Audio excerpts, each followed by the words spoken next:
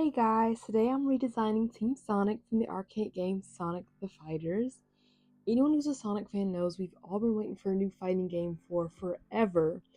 And of course, tons of fan games have been made and are being made. And I decided I'll throw some of my designs in the ring because usually I see people make the fighting game, but they never make them have unique designs. And fighting games have a plethora of very diverse and unique designs, so I thought I would throw some in there. I imagine this being an alternative universe within the Sonic world, one that's inspired by shonen anime. So of course you got Dragon Ball Z and Hunter x Hunter. I like the idea that this is like their tournament arc. So of course I started with Sonic since he is the team's namesake and literally the titular character. For his design I had a few ideas, but mainly I knew it had to be athletic. I landed on him being a dancer, which might be a bit controversial, but I always loved his dances during his victory screens, and I feel like it captures his more free spirit and loose side, rather than him being something like a race car driver or track star, which were in my original sketches. So with that in mind, I want his poses to feel very fluid, have a lot of motion. I imagine his moves would be more like DJ from Street Fighter. I hope I have that correct.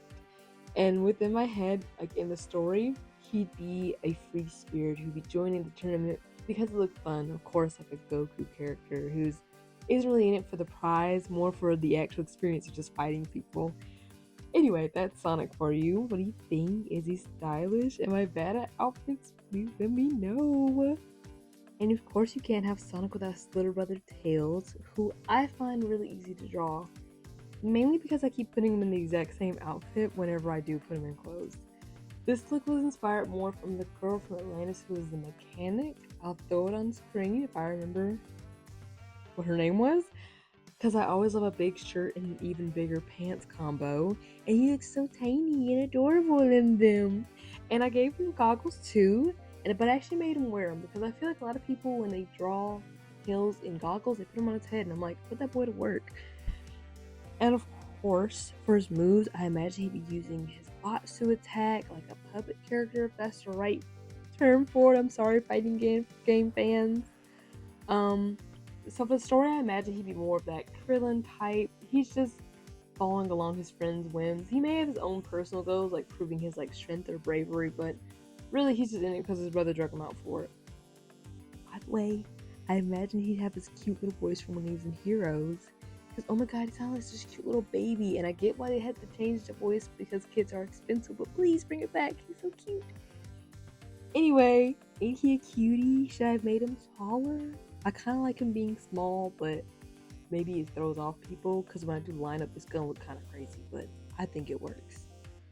Anywho, last but not least, there's Knuckles, who's honestly not my favorite to draw. I mean, I love him, but I think his long face makes it really hard to draw him at certain angles, and I just prefer to just not do it.